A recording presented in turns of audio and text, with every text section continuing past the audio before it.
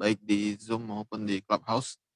Semoga Allah Subhanahu wa taala menjadikan waktu yang kita berikan pada kesempatan kali ini sebagai tabungan pahala di sisi Allah Subhanahu wa taala dan menjadi berkah bagi waktu-waktu kita yang lainnya.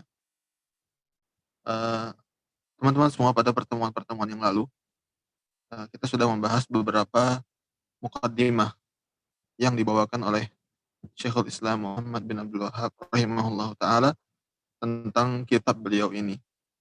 Kita sudah membahas hal-hal yang harus diperhatikan oleh seorang muslim terkait dirinya. Ya, seperti misalnya dia harus berilmu, kemudian harus beramal, ya kemudian setelah beramal dia harus mendakwahkan apa yang telah dia ketahui. Kemudian dia juga harus bersabar dalam ketiga proses tahapan tadi.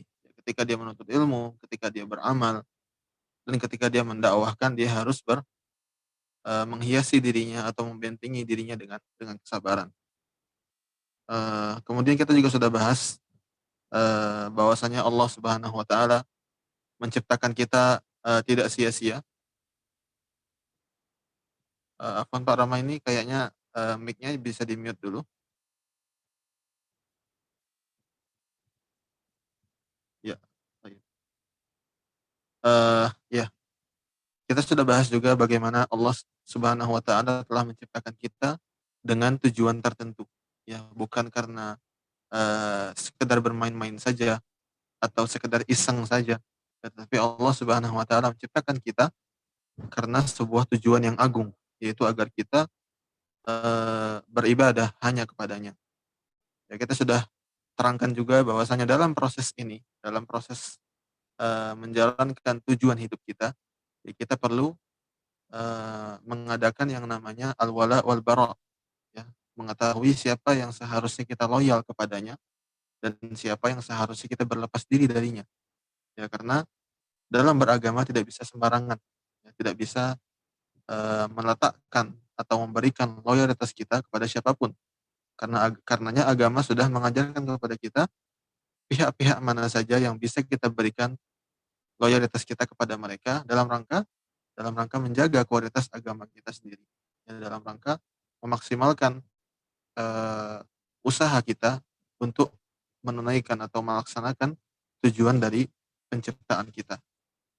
Nah, pada pertemuan kali ini kita akan memasuki inti dari kitab ini, yaitu pondasi yang pertama, ya, atau landasan yang pertama, yang mana judul kitab ini adalah 3 landasan utama. Nah, pada pertemuan kali ini kita akan mulai masuk kepada landasan yang pertama. Silakan kepada Pak Rama untuk dibaca dulu matannya. Falyatafaddal. Baik Ustaz, bismillah. Bismillahirrahmanirrahim. فإذا قيل لك ما الأصول الثلاثة التي يجب على الإنسان معرفتها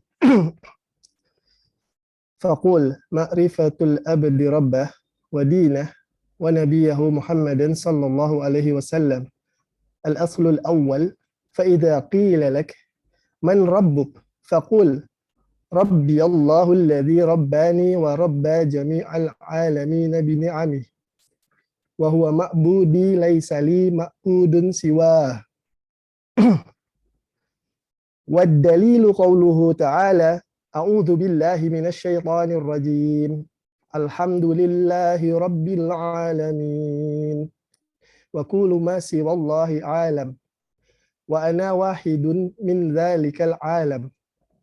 فإذا قيل لك بما عرفت ربك فقل بآياته ومخلوقاته ومن آياته الليل والنهار والشمس والقمر ومن مخلوقاته السماوات السبع والأرض السبع ومن فيهن وما بينهما. والدليل قوله تعالى أعوذ بالله من الشيطان الرجيم ومن آياته الليل والنهار والشمس والقمر لا تسجدوا للشمس ولا للقمر واسجدوا لله الذي خلقهن إن كنتم إياه تعبدون. وقوله إن ربكم الله الذي خلق السماوات والأرض في 6 أيام ثم استوى على الأرش يغشي الليل النهار يطلبه حثيثا والشمس والقمر والنجوم مسخرات بأمره ألا له الخلق والأمر تبارك الله رب العالمين. Sebentar, Ustaz.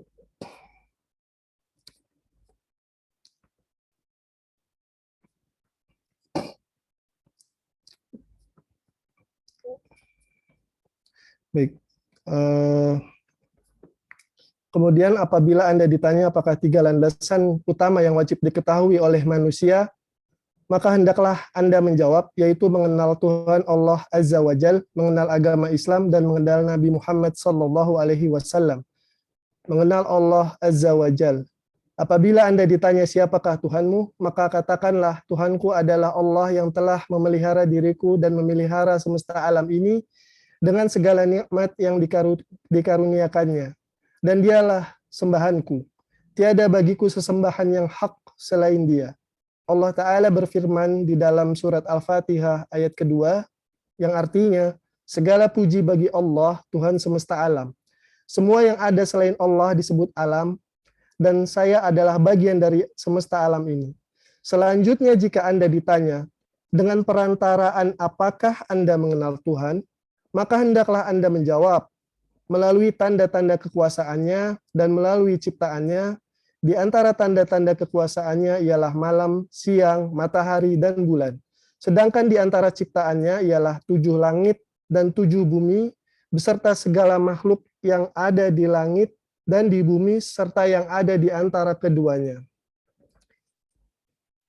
Allah Ta'ala berfirman di dalam surat Al-Fussilat ayat ke-37, dan sebagian dari tanda-tanda kekuasaannya ialah malam, siang, matahari, dan bulan. Janganlah bersujud kepada matahari dan janganlah pula kepada bulan. Tetapi bersujudlah kepada Allah yang menciptakannya. Jika kamu hanya kepadanya saja menyembah. Dan juga firman-Nya di dalam surat Al-A'raf ayat ke-54 yang artinya, sesungguhnya Tuhan kamu ialah Allah yang telah menciptakan langit dan bumi dalam 6 hari. Kemudian dia bersemayam di atas arsy. Dia menutupkan malam kepada siang yang mengikutinya dengan cepat. Dan diciptakannya pula matahari, bulan, dan bintang-bintang, masing-masing tunduk kepada perintahnya. Ingatlah, menciptakan dan memerintah hanyalah hak Allah, Maha Suci Allah, Tuhan semesta alam.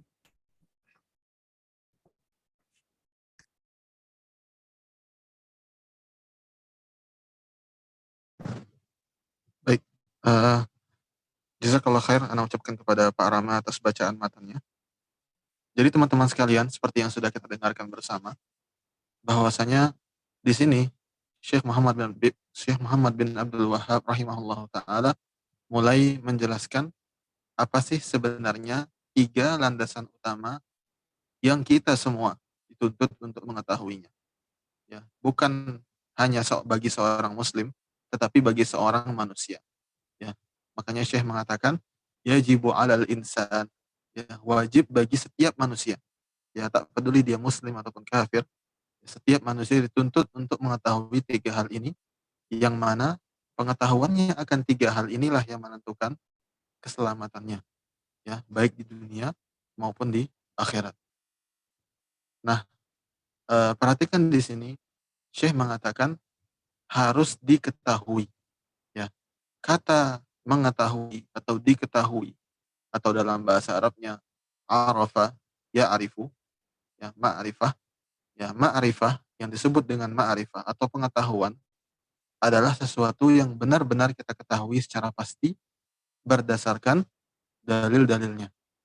Ya, jadi satu pengetahuan itu bisa disebut sebagai ma'rifah apabila dia benar-benar kita ketahui secara pasti. Dan inilah yang dituntut dari kita. Ya, kita harus mengetahui 3 landasan pokok ini dengan pengetahuan yang pasti, bukan sekedar ikut-ikutan, ya, atau bukan sekedar tercantum saja di KTP, ya, atau bukan sekedar hafal membeo saja, tetapi kita harus tahu dan meyakini 3 hal ini, dan juga kemudian ma'rifah ini membuahkan amal. Ya, jadi kata ma'rifah ini bukan kata yang sepele dan bukan kata yang dipilih begitu saja, ya, tetapi menunjukkan bahwasanya apa yang akan disebutkan ini harus benar-benar kita ketahui secara pasti, ya, dengan dalil-dalilnya dan juga dengan kewajiban-kewajiban yang terkait dengannya. Nah, di sini Syekh Muhammad Ibn Abdul Wahab rahimahullah mengatakan, jika ditanyakan kepada Anda, apa 3 landasan pokok yang harus Anda ketahui?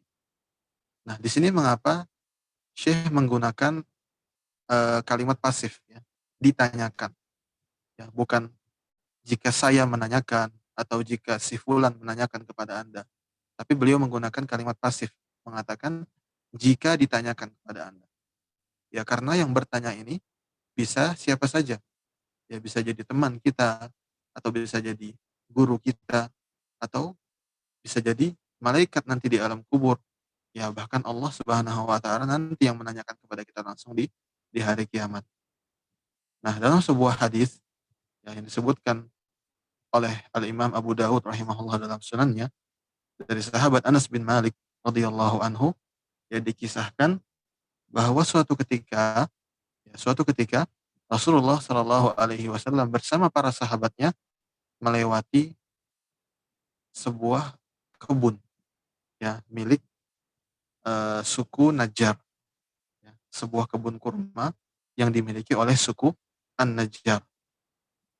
Nah, kebetulan di area perkebunan ini ada beberapa komplek kuburan, ya, ada beberapa komplek kuburan. Jadi orang-orang sejak dahulu biasa kalau mereka itu menguburkan anggota keluarga mereka di satu tempat khusus, ya, di zaman dahulu, ya, dan sampai sekarang pun kita masih jumpai hal seperti ini, ya. Jadi Rasulullah ketika itu melewati perkebunan ini dan ternyata di situ ada beberapa komplek kuburan. Ketika melewati komplek kuburan ini, ya, disebutkan oleh Anas bin Malik, fafazi'a, ya, fafazi'a. Rasulullah tiba-tiba terkaget, ya, terkejut. Ekspresi wajahnya berubah. Ya, ketika melewati kuburan-kuburan ini, ekspresi wajah dan tubuh Rasulullah tiba-tiba berubah. Ya, seakan-akan ada sesuatu yang mengganggu beliau. Tiba-tiba beliau bertanya kepada para sahabatnya yang hadir ketika itu, man ashabu hadhil kubur? Ya, siapa sih orang-orang yang dikuburkan di kuburan ini? Kata Rasulullah.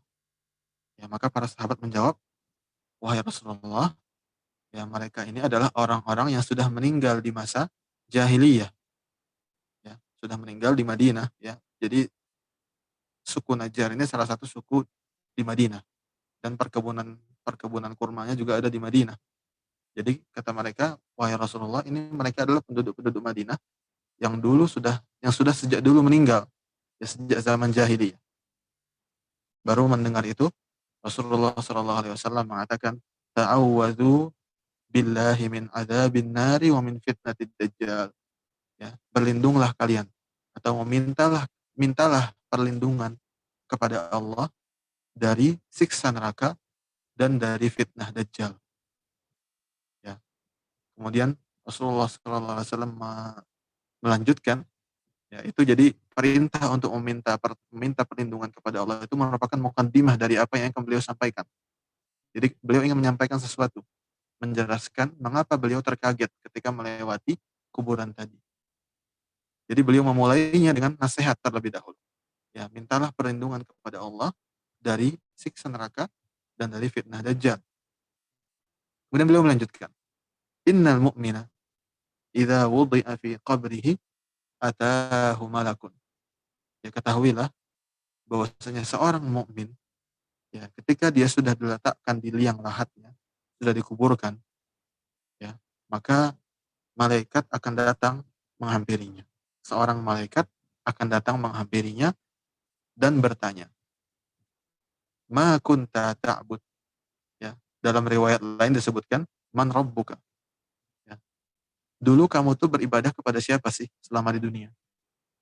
Ya, perhatikan pertanyaan pertama yang ditanyakan kepada para penghuni kubur adalah, dulu kamu di dunia nyembah siapa?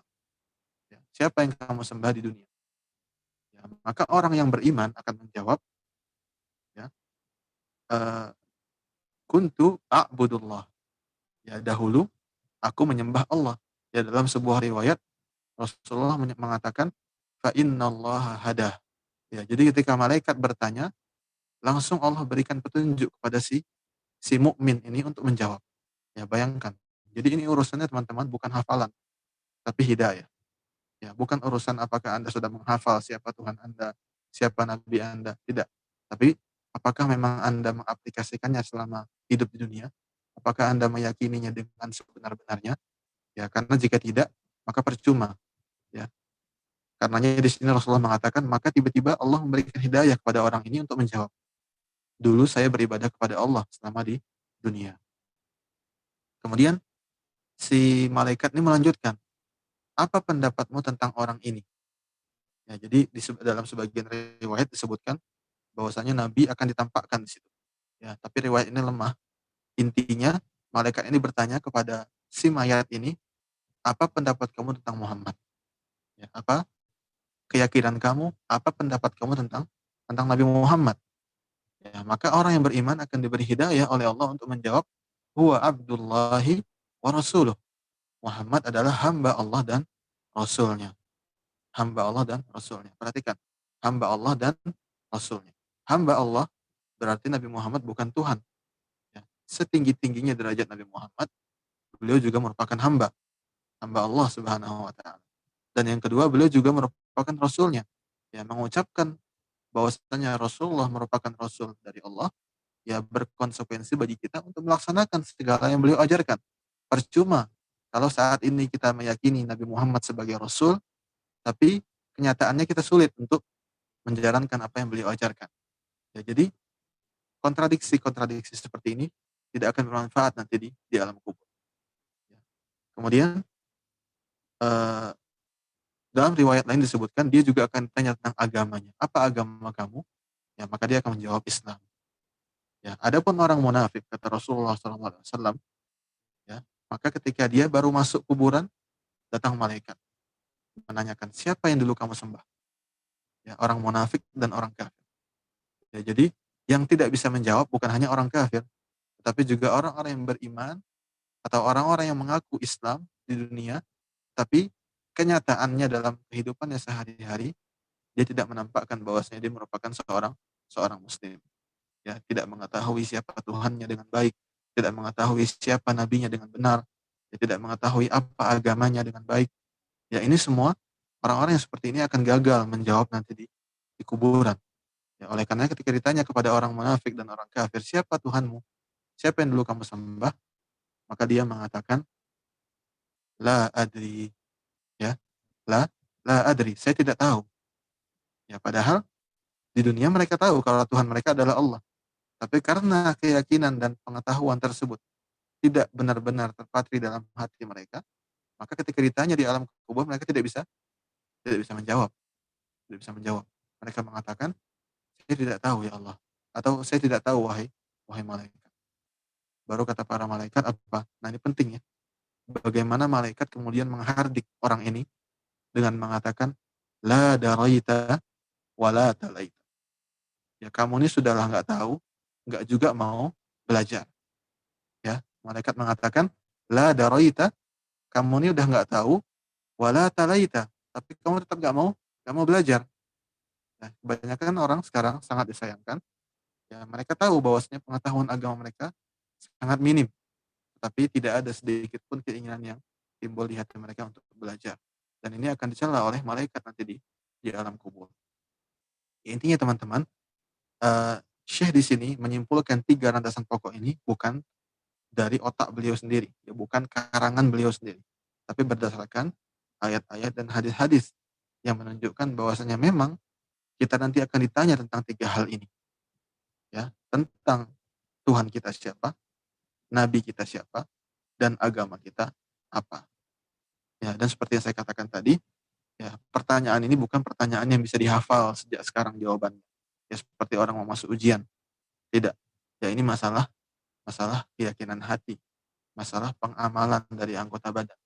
Ya, apakah kita sudah mengamalkan apa yang kita ketahui dan meyakininya dengan benar atau tidak? Ya, seperti itu. Teman-teman sekarang kita akan lanjutkan. Syekh kemudian mengatakan, فَإِذَا قِيلَ لَكَ مَنْ رَبُّكَ. Jika ditanya kepadamu, wahai saudaraku, siapa sih Tuhan kamu? Ya. Faqul, maka katakanlah, Rabbi Allahul ladzi rabbani. Ya, Tuhan saya adalah Allah yang senantiasa memelihara saya, yang melindungi saya, yang mengawasi saya, dan juga seluruh alam semesta. Wa huwa ma'budi, dan dialah satu-satunya zat yang berhak aku ibadahi, dan aku tidak akan beribadah kepada siapapun selainnya, yaitu selain Allah Subhanahu wa taala.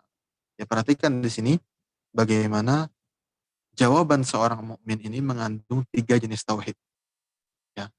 Ketika dia mengatakan Rabbi Allah, Tuhan saya adalah Allah, ya maka dia di sini mengakui tauhid asma wa sifat. Dia mengakui bahwasanya Allah memiliki nama-nama yang terbaik, dan salah satu nama Allah adalah Ar-Rabb dan Allah. Ya, Ar-Rabb dan Allah ini dua-duanya adalah nama Allah. Ya, ini di sini ada tauhid asmaul husna, asma wa sifat. Kemudian melanjutkan, wa rabb allazi rabbani wa rabba jami'al alamin bini'am. Dialah Tuhan yang memeliharaku dan memelihara seluruh alam semesta dengan nikmat dan anugerah darinya. Nah, penggalan kedua ya ini mengandung tauhid rububiyah, yang meyakini bahwasanya Allah lah yang mencipta, Allah lah satu-satunya yang mencipta, Allah lah satu-satunya yang memberikan rezeki, Allah lah satu-satunya yang mengetahui segala sesuatu tentang kita, yang mengawasi kita, ya kemudian memberikan hidayah kepada kita, dan seterusnya. Ini tauhid rububiyah. Kemudian diakhiri dengan tauhid uluhiyah. Wa huwa ma'budi laisa li ma'budun siwa. Dan dialah satu-satunya zat yang aku ibadahi, dan aku tidak akan beribadah kepada siapapun selainnya. Nah, jadi inilah pengetahuan sebenarnya tentang Allah.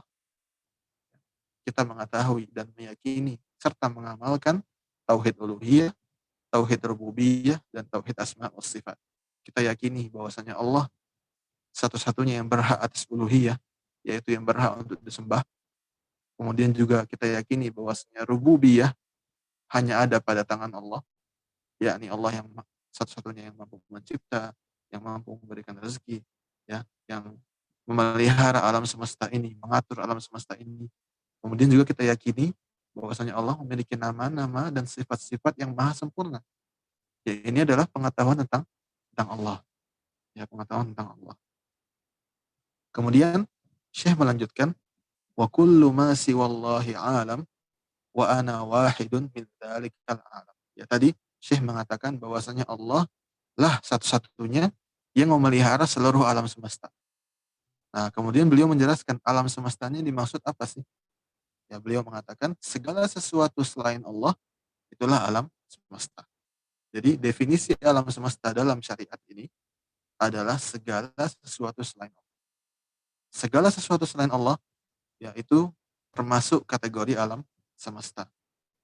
Dan perhatikan, wa ana wahidun min dzalikal alam, dan aku adalah salah satu dari alam semesta tersebut.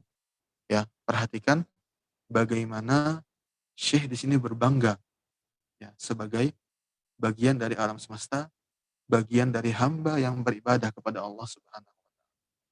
Ya, dan ini juga mengingatkan kepada kita akan lemahnya kita. Ya, kita ini setinggi apapun kedudukan kita, sebanyak apapun harta kita, ya sesukses apapun karir kita, ya kita tetap hamba bagi Allah Subhanahu wa taala. Bagaimana tidak? Sedangkan Rasulullah SAW saja, ya, manusia yang paling mulia, manusia yang paling Allah cintai, tetap Allah katakan beliau sebagai hamba. Ya, seringkali Allah memuji para nabinya dengan sebutan hamba.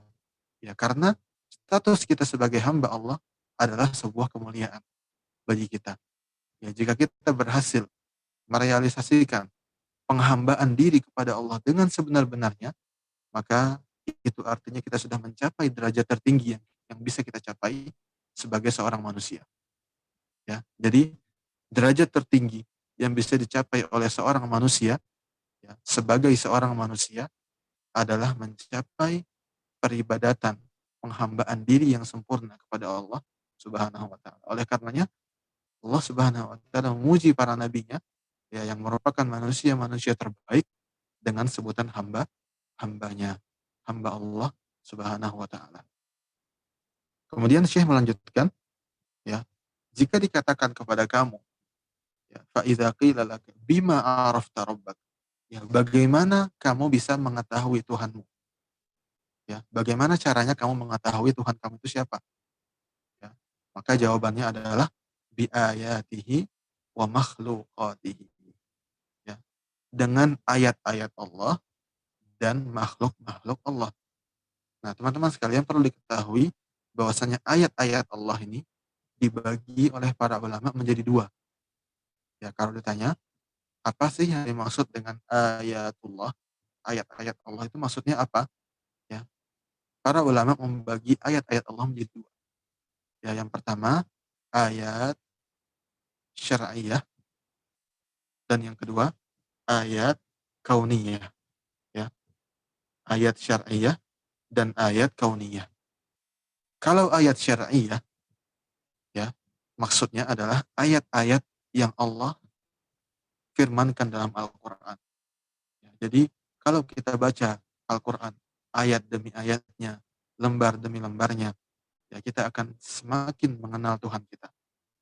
Nah, sebaliknya, bagaimana mungkin seseorang bisa mengenal Allah dengan baik kalau ternyata kehidupannya jauh dari Al-Quran? Ya, bagaimana mungkin seseorang bisa mengenal Allah dengan baik jika kehidupannya jauh dari Al-Quran? Jadi, salah satu barometer atau salah satu ukuran, ya, tolak ukur, ya, seberapa yakin kita akan menjawab pertanyaan malaikat di kuburan nanti, ya, lihatlah bagaimana intensitas interaksi kita dengan Al-Quran. Ya, semakin intens interaksi kita dengan Al-Quran, maka insya Allah dengan izin dan taufik dari Allah, maka akan semakin yakin kita menjawab pertanyaan para malaikat di kuburan nanti. Ya, tapi semakin jauh kita dari Al-Quran, semakin buta kita tentang Al-Quran, ya, semakin asing Al-Quran itu dari kita, ya, maka ya, ya kita harus koreksi diri kita masing-masing. Ya, maka perbaiki diri kita, ya, tingkatkan lagi hubungan kita dengan Al-Quran, ya, tingkatkan lagi kesadaran kita untuk membaca dan memahami makna-makna Al-Quran. Ini ayat yang pertama. Ya, kita lihat bahkan para ulama mengatakan, ya, setiap ayat dari Al-Quran tanpa terkecuali, ya, setiap ayat dari Al-Quran tanpa terkecuali itu semuanya mengandung pengetahuan tentang Allah Subhanahu wa taala, mengandung tauhidullah, yang mengandung tauhidullah. Nah, kemudian ayat yang kedua adalah ayat kauniyah. Ayat kauniyah maksudnya adalah pertanda-pertanda yang Allah tampakkan kepada kita di alam semesta ini. Ya, siklus siang dan malam yang senantiasa teratur. Ya, kemudian siklus air, kemudian eh, apa namanya, berbagai hal lainnya tentang alam semesta yang sudah diketahui oleh pengetahuan sains di zaman sekarang, misalnya kadar gravitasi, kemudian jarak matahari dari kita, ya, kemudian nggak usah jauh-jauh, misalnya tubuh kita sendiri, ya, misalnya mata kita, eh, apa namanya, jenis air mata dengan air di mulut dengan air di telinga itu beda, ya, masing-masing punya fungsinya masing-masing. Ya, bagaimana Allah menciptakan mata kita dengan bentuk dan fungsi tertentu, ya, menciptakan berbagai anggota tubuh kita dengan kesempurnaan yang luar biasa, ya, menciptakan hewan-hewan, ya, kemudian mengajarkan kepada mereka bagaimana cara bertahan hidup. Ya, kalau kita lihat channel-channel Discovery yang sering dibuat oleh orang-orang Barat itu, kita lihat bagaimana sempurnanya, ya, alam yang Allah Subhanahu wa taala ciptakan. Ya, mulai dari benda-benda mati seperti gunung, laut, ya bagaimana sempurnanya semua ciptaan tersebut, ya bagaimana sempurnanya hewan-hewan, ya cara mereka berkembang biak, cara mereka mencari makan, cara mereka membangun sarang, ya cara mereka melindungi diri dari predator dan seterusnya. Ya semua ini menunjukkan adanya Allah Subhanahu wa taala. Yang menunjukkan akan adanya Allah Subhanahu wa taala. Nah, terkait ayat-ayat kauniyah ini, teman-teman, para ulama sudah membuat bahasan-bahasan khusus ya tentang bagaimana alam semesta ini bisa mengajarkan kepada kita, meyakinkan kita akan adanya Allah Subhanahu wa taala. Ya. Jadi alam semesta ini ya bisa mengajarkan kepada kita, meyakinkan kita bahwasanya Tuhan itu ada. Ya, Tuhan itu ada. Jadi tidak ada lagi alasan bagi siapapun untuk mengingkari keberadaan Allah sebagai satu-satunya Tuhan. Ya. Uh, di antara hal yang disebutkan oleh para ulama di sini adalah uh, sebentar. Di antara yang disebutkan oleh para ulama di sini adalah yang pertama fitrah manusia. Ya, fitrah manusia. Ya, manusia sudah difitrahkan oleh Allah sejak sebelum mereka terlahir di muka bumi ini untuk meyakini akan adanya Tuhan semesta alam. Akan adanya Tuhan semesta alam. Jadi tidak benar jika ada orang yang mengatakan kita ini dilahirkan dalam keadaan netral, ya, tidak meyakini adanya Tuhan, tidak juga mengingkari adanya Tuhan. Ini adalah sebuah kedustaan. Ya, karena Allah Subhanahu wa taala dengan jelas mengatakan dalam surat Al-A'raf ayat ke 172, Allah Subhanahu wa taala mengatakan, A'udzubillahi minasyaitonir rajim. Wa idz akhadha rabbuka min bani adama min zuhurihim dzurriyyatahum wa ashhadahum ala anfusihim alastu bi rabbikum qalu bala syahidana. Qalu bala syahidana. Allah mengatakan, ingatlah ketika Tuhan kamu ya mengambil perjanjian, ya mengambil ikrar dari anak-anak keturunan Adam, ya, bukankah aku adalah Tuhan kalian? Jadi Allah sudah menyatakan dalam Al-Quran bahwasanya sebelum kita diciptakan, ya kita semua sudah dimintai ikrar oleh Allah, bukankah aku adalah Tuhan kalian? Ya, maka kita semua sudah mengatakan, iya wahai Allah. Kami bersaksi bahwasanya Engkau adalah Tuhan kami. Ya, jadi kita sebagai seorang Muslim yang merupakan uh, kitab sucinya adalah Al-Quran, kita harus meyakini firman Allah ini. Bahwasanya kita semua sebelum lahir di dunia ini sudah dimintai persaksian oleh Allah akan ketuhanan Allah Subhanahu wa taala. Kemudian dalam hadisnya Nabi Shallallahu alaihi wasallam juga bersabda, ya, kullu mauludin yuladu 'alal fitrah. Ya, setiap anak yang baru lahir itu terlahir di atas fitrah. Maksudnya di atas keyakinan ya akan bahwasanya Allah adalah Tuhan semesta alam. Jadi faktor-faktor eksternal setelah itulah yang membuat dia berpaling ke agama-agama lain atau bahkan menjadi ateis misalnya. Jadi kita semua sudah dilahirkan oleh Allah dalam keadaan fitrah. Ya seperti itu. Nah seandainya ada orang-orang yang mengingkari, nggak mungkin kita dilahirkan di atas fitrah. Ya nggak mungkin kita dilahirkan di atas fitrah. Ya saya nggak percaya misalnya. Ya maka kita akan jawab dengan dalil selanjutnya yang juga berkaitan dengan alam semesta. Ya, yaitu dalil yang kedua yang biasa disebut oleh para ulama dengan dalil penciptaan dan pengadaan. Ya, dalil penciptaan dan pengadaan. Ya, sebagaimana dikisahkan oleh Abu Hanifah rahimahullah. Ya, ketika itu beliau hendak menghadapi sekelompok orang yang ateis. Ya, kemudian dikisahkan bahwasanya beliau terlambat, ya, terlambat dari pertemuan tersebut, terlambat datang. Ya, tiba-tiba setelah beliau sampai di tempat pertemuan, ya orang-orang kemudian mengatakan, kamu kok terlambat, wahai Abu Hanifah? Ya, kamu kok terlambat datangnya, wahai Abu Hanifah? Maka Abu Hanifah menjawab, iya nih, saya terlambat karena tadi di sungai, ya, saya itu terpana dengan sebuah pemandangan yang luar biasa. Baru kata mereka, apa itu? Pemandangan apa yang sampai membuat kamu terpana dan terlambat datang kepada kami? Kata lawan debatnya Abu Hanifah. Maka Abu Hanifah mengatakan, iya tadi saya melihat ada eh, beberapa onggok kayu, ya, yang tiba-tiba memotong dirinya sendiri, ya, kemudian tiba-tiba terakit sendiri, tersusun sendiri menjadi bentuk sebuah kapal, ya, tiba-tiba entah dari mana ya datang sebuah kayu yang tipis kemudian menancap di tengah-tengahnya, ya, kemudian datang kain, ya, menjadi layar dari kapal tersebut, dan tiba-tiba kapal itu sudah bergerak, ya. Jadi tidak ada yang membuat, tidak ada apa-apa, tiba-tiba kapal tersebut jadi dan bisa berjalan dengan sendiri. Nah, baru lawan-lawan debat Abu Hanifah ini pun nggak percaya, bilang, kamu udah gila ya, wahai Abu Hanifah, atau kamu berhalusinasi ya, mana mungkin bisa terjadi hal yang seperti itu. Baru kata Abu Hanifah, nah, jika yang demikian saja tidak kalian percaya, lalu bagaimana mungkin kalian mengakui bahwasanya alam semesta, ya, siang dan malam, matahari dan bulan, ya, lautan dengan berbagai keajaiban yang ada di dalamnya, kalian katakan itu semua terjadi begitu begitu saja tanpa ada Tuhan yang menciptakan.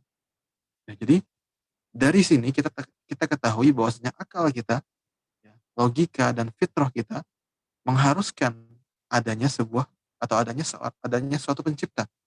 Tidak mungkin alam semesta ini ada tanpa adanya pencipta. Ya, logika dan fitrah kita semua mengakui hal itu, sadar maupun tidak tidak sadar. Ya. Kemudian di antara dalil selanjutnya yang juga disebutkan oleh para ulama adalah yang disebut dengan dalil kesempurnaan. Ya. Maksudnya adalah ketika kita melihat kesempurnaan alam semesta, ya. Sebagai contoh misalnya, kita lihat kekuatan gravitasi yang ada di bumi ini. Ya, bagaimana ternyata kekuatan gravitasi tersebut berada pada titik tertentu yang pas, tidak lebih, tidak kurang. Ya. Para ahli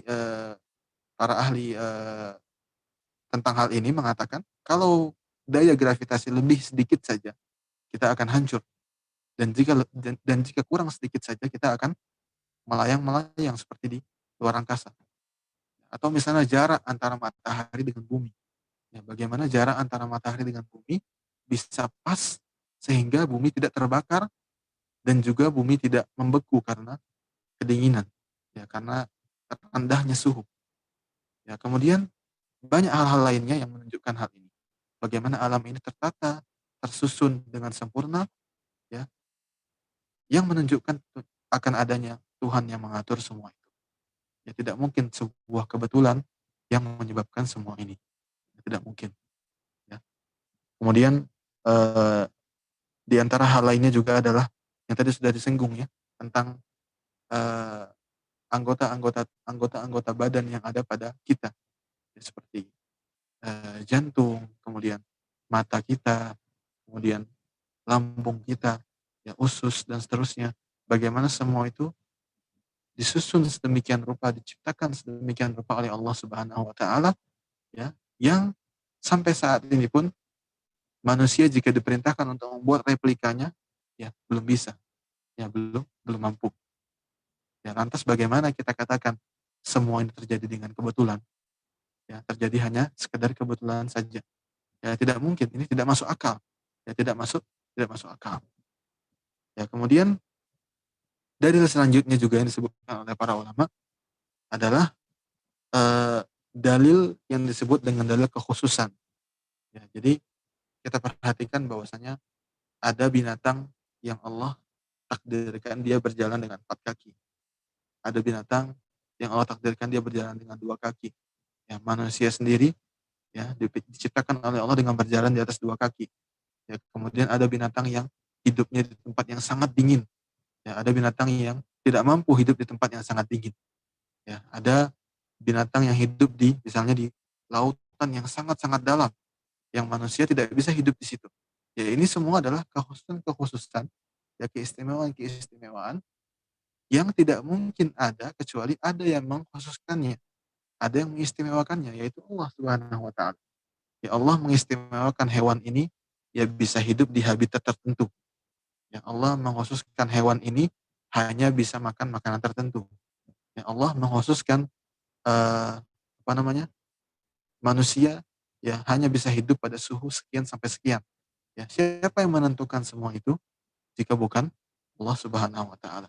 Ya, kalau semuanya terjadi hanya kebetulan, ya mengapa tidak manusia saja yang hidup di laut misalnya? Ikan yang berjalan di muka bumi.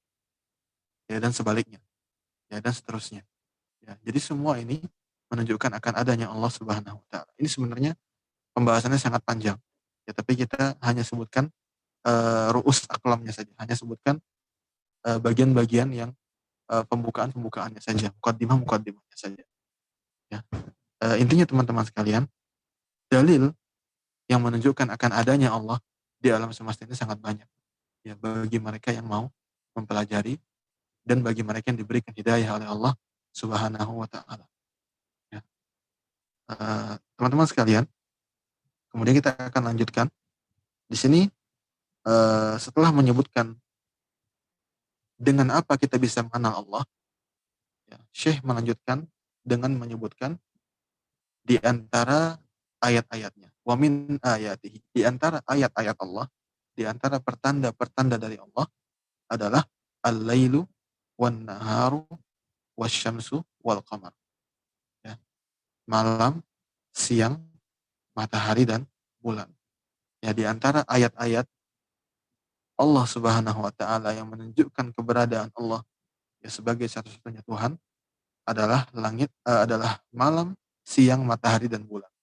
Ya pertanyaannya adalah ya dari sekian banyak pertanda yang ada, ya mengapa Syekh di sini menyebutkan 4 pertanda ini saja? Ya mengapa Syekh di sini memilih untuk menyebut malam, siang, matahari dan bulan? Ya mengapa tidak menyebut misalnya hewan atau menyebut misalnya air ya, dan seterusnya? Ya karena 4 hal ini termasuk hal yang paling sering Allah sebutkan dalam Al-Qur'an. Ya, Allah ulang-ulang penyebutan tentang malam, tentang siang, ya pergantian siang dan malam, ya bagaimana siang dan malam tidak pernah bertabrakan, ya bagaimana siang dan malam memiliki fungsinya masing-masing, memiliki kegunaannya masing-masing untuk manusia, ya bagaimana matahari dan bulan Allah jadikan apa namanya beredar dengan apa namanya tanpa bertabrakan, tanpa pernah beradu di antara keduanya dan seterusnya. Ini sering Allah sebutkan dalam Al-Qur'an. Dalam Al-Qur'an. Ini menunjukkan keagungan 4 pertanda alam ini. Ya, pertama masalah langit, masalah malam dan siang. Ya, dalam sebuah surat Al-Qasas, ya, surat Al-Qasas, Allah Subhanahu wa taala mengatakan, "Qul ara'aitum in ja'alallahu 'alaikumul laila sarmadan ila yaumil qiyamah, man ilahun ghairullahi ya'tikum bidhiya?" Ya, kata Allah. Ya, katakanlah wahai Muhammad kepada mereka. Ya, surat ini atau ayat ini ada pada surat Al-Qasas. Bentar saya cari ayatnya.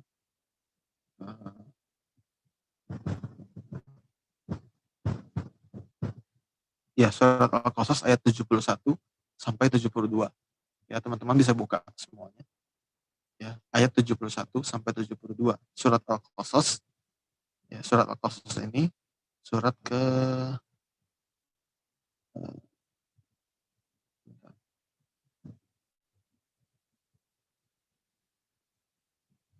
surat Al-Qasas ini surat ke 28 ya. Surat ke-28 ayat ke-71 sampai 72.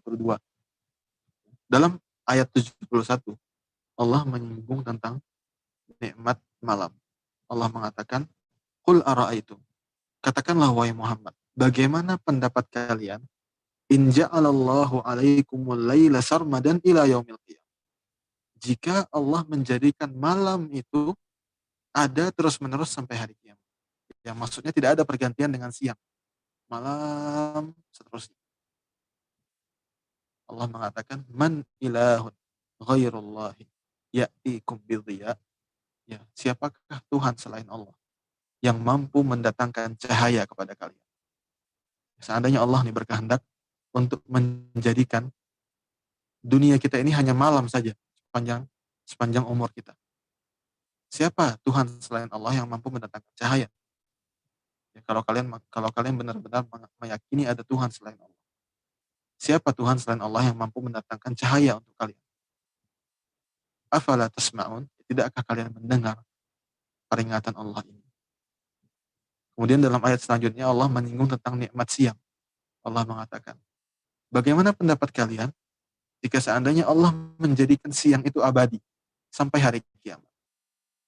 Siapa Tuhan selain Allah yang mampu menciptakan malam untuk kalian, yang kalian bisa beristirahat pada malam tersebut? Tidakkah kalian memperhatikan? Kata Allah. Kemudian pada ayat ke-73 Allah mengatakan, wa mir rahmatihi ja'ala lakumul laila wan nahara litaskunu fihi wa litabtaghu min fadlihi wa la'allakum tashkurun. Dan ketahuilah bahwasanya merupakan sebuah rahmat yang besar bagi Allah ya ketika Allah menciptakan siang dan malam untuk kalian secara silih berganti. Di siang hari kalian bisa bekerja, ya keluar, ya melakukan profesi kalian masing-masing, dan di malam hari kalian bisa merasakan ketenangan yang di situ kalian bisa beristirahat. Ya. Itu semua Allah ciptakan untuk kalian agar kalian bisa menjadi hamba yang bersyukur. Ya, teman-teman sekalian, ini salah satu ayat yang luar biasa yang menyebutkan nikmat siang dan malam yang seringkali kita remehkan. Pernahkah terbayang oleh kita seandainya Allah menihilkan dunia ini dari siang hari? Ya, bagaimana sulitnya kehidupan kita? Ya, bagaimana seandainya Allah ya mengazab kita dengan mencabut siang hari dari kita? Ya, bagaimana kesulitan hidup yang akan kita hadapi? Ya, oleh karenanya Allah mengatakan, seandainya kita hendak menghitung nikmat Allah, maka kita tidak akan mampu menghitung. Ya, siang dan malam saja sudah merupakan kenikmatan yang luar biasa besarnya. Ya, belum lagi nikmat-nikmat yang selanjutnya. Ya, oleh karenanya di sini Syekh menyinggung nikmat siang dan malam. Kemudian Syekh melanjutkan, wa min makhluqatihi, dan di antara makhluk-makhluk Allah adalah langit yang 7, ya, 7 lapis langit, bumi yang 7, ya, 7 lapis bumi, dan segala yang ada di dalamnya, dan juga segala yang ada di antara kedua. Ya, dan ini merupakan sebuah mukjizat yang luar biasa. 7 lapis langit dan 7 lapis bumi, ini sudah Allah sebutkan di Al-Quran ya 1400 tahun yang lalu. Ya, sebelum adanya ilmu sains yang memadai, sebelum ada alat-alat yang memadai. Tapi ternyata, ya subhanallah, saat ini ya sains membuktikan bahwasanya memang bumi itu terdiri dari 7 lapisan. Bumi itu memang terdiri dari 7 lapisan. Anda semua bisa baca di jurnal-jurnal ilmiah yang sudah ditulis. Ya, bagaimana para ilmuwan membuktikan bahwasanya bumi memang terdiri dari 7 lapis. Sebagaimana yang Allah sudah sebutkan di Al-Quran, sebagaimana yang sudah disebutkan oleh Nabi-Nya, yaitu Muhammad SAW, 1400 tahun yang lalu. Ya, subhanallah. Nah, di sini kemudian Syekh membawakan firman Allah Subhanahu wa taala, ya. A'udzubillahi minasyaitonirrajim. Dalam surat Fussilat, ya, dalam surat Fussilat ayat ke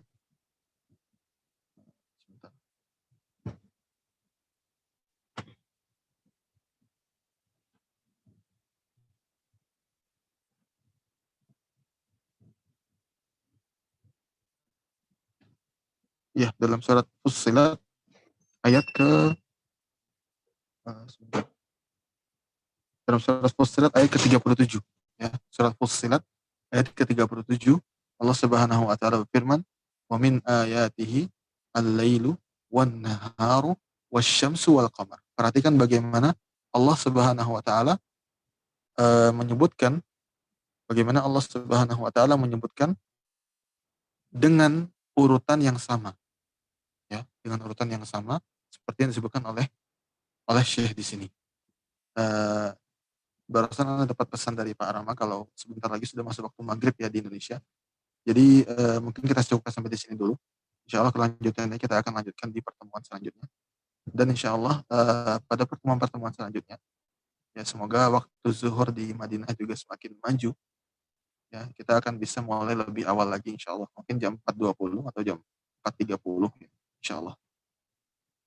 Mungkin kalau ada pertanyaan, kita jawab satu pertanyaan saja Pak Rama. Mohon maaf sebelumnya teman-teman, saya tidak perhatian juga tadi waktu maghrib di Jabodetabek. Barakallahu fiikum jami'an. Semoga apa yang disampaikan bisa bermanfaat bagi saya pribadi terutama dan juga bagi kita semua. Saya kembalikan kepada moderator. Jazakumullah khair. Wa jazakumullahu khairan Ustaz. Barakallahu fiik. Terima kasih atas ilmu yang telah disampaikan. Baik, kita masuk sesi tanya jawab. Mungkin insya Allah untuk kesempatan kali ini hanya satu penanya saja yang akan kami angkat, yang sudah raise hand sejak awal.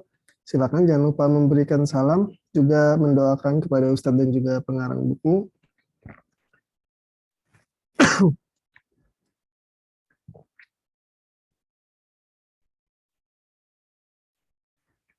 Ya, silakan.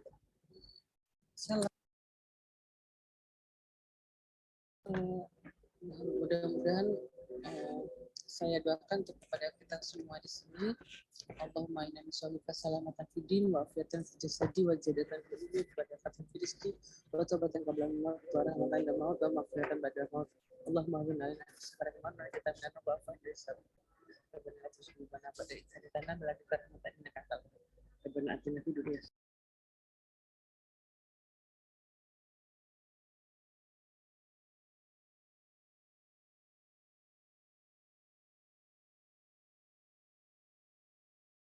Pak Ustadz tanya kenapa malam dan siang, kemudian matahari dan bulan itu memang yang sering disebutkan dalam Al-Quran. Alhamdulillah saya pernah mengalami sakit Pak Ustadz. Alhamdulillah karena Al-Quran dan Al-Ashifa saya sendiri telah membuktikan bahwa alhamdulillah sekarang saya sembuh dengan rajin membaca Al-Quran, kemudian juga menunaikan salat-salat sunnah, tahajud, hajat, tasbih, dan lain-lain sebagainya. Istighfarah terutama setiap hari. Yang ingin saya tanyakan begini Pak Ustadz, karena kita tahu di setiap manusia ada korinnya. Kebetulan beberapa kali itu ada yang dari metafisik itu berkomunikasi, dan saya mengalami sendiri tiba-tiba HP itu hilang dan tiba-tiba muncul sendiri gitu. Nah itu apakah itu korin atau itu yang lain gitu Pak Ustadz? Itu saja Pak Ustadz. Kebetulan di sini juga maghrib, di dekat rumah saya ada musola gitu Pak Ustadz. Terima kasih. Assalamualaikum warahmatullahi wabarakatuh.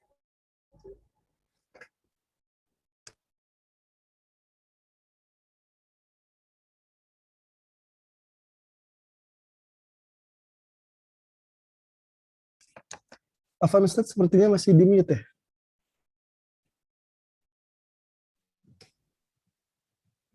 Iya, waalaikumsalam warahmatullah. Terima kasih atas doanya Ibu. Terkait pertanyaannya masalah korin, ya, ini adalah pembahasan yang panjang sebenarnya. Tapi saya akan sebutkan sebuah jawaban yang pernah saya baca dari para masyayikh di Saudi, ya, salah satunya Syekh Utsaimin dan juga selain beliau rahimahumullah. Ya, beliau mengatakan bahwasanya ini masuk dengan korin dalam nas-nas syariat, ya baik dalam Al-Quran maupun dalam Sunnah, ya adalah syaitan, ya syaitan yang diperintahkan oleh iblis untuk menyesatkan seorang hamba. Jadi iblis ini kan tugasnya atau tujuan utamanya menyesatkan kita semua.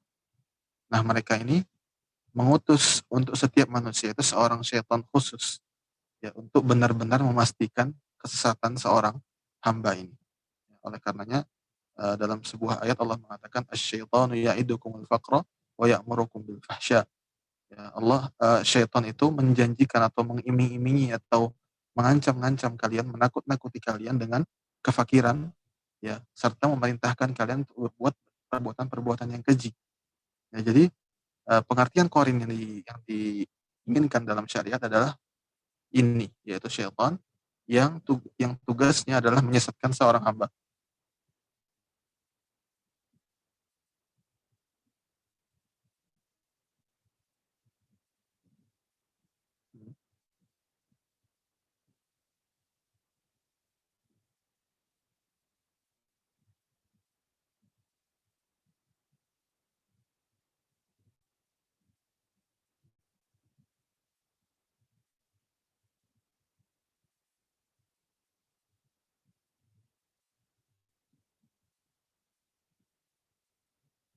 Ya, jadi syaitan itu adalah sifat.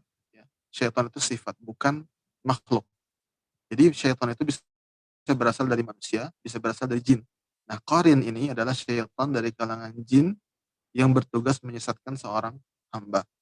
Ya, jadi syaitan ini merupakan sifat yang artinya seorang yang yang jahat lah, seperti itu ya, syaitan. Makanya Allah dalam surat An-Nas, minal jinnati wan nas, minal jinnati wan nas. Allah menyebutkan bahwasanya syaitan itu ada dari kalangan jin maupun dari kalangan manusia. Nah, jin ada laki-laki juga ada perempuan, ya seperti layaknya kita. Ya, kemudian jin ada yang baik dan juga ada yang jahat. Nah, yang jahat dari kalangan jin disebut dengan syaitan. Nah, qarin yang dimaksud oleh Allah Subhanahu wa taala dan juga oleh Rasulnya sallallahu alaihi wasallam adalah jin yang jahat ini yang berusaha menyesatkan kita, dan dia disebut dengan qarin. Itu yang Anda ketahui, wallahu a'lam. Seperti itu. Baik. Terima kasih atas penjelasannya Pak Ustadz. Begitu kiranya. Assalamualaikum warahmatullahi wabarakatuh. Mohon maaf atas segala kekurangan. Waalaikumsalam. Waalaikumsalam warahmatullahi wabarakatuh. Barakallahu fiik. Baik Ustadz, sekaligus penutup juga Ana ucapkan banyak terima kasih, syukran jazakumullahu khairan Ustadz atas untayan ilmu, nasihat juga syarah yang diberikan pada kesempatan kali ini. Semoga di waktu yang mendatang juga kita lebih dipermudah lagi untuk menambah faedah-faedah dari guru kita Ustadz Afif Nofaldi hafizahullah ta'ala. Semoga Allah senantiasa merahmati Ustadz dan juga memuliakan ilmu serta usia Ustadz, menjaga Ustadz beserta orang-orang yang Ustadz cintai. Juga untuk semua teman-teman yang di sini, baik yang di Zoom atau di Clubhouse, semoga kita semua Allah selalu berikan rahmat serta pertolongan untuk bisa istiqomah di atas ilmu dan di atas agama yang hak ini. Baik Ustadz, mungkin cukup sekian pada kesempatan kali ini. Sekali lagi ucapkan juga kepada teman-teman semua yang sudah hadir, syukran jazakumullahu khairan. Ana tutup dengan doa kafaratul majelis Ustaz, sekaligus Ana juga pamit. Subhanakallahumma wa bihamdika asyhadu an la ilaha illa anta astaghfiruka wa atubu ilaik.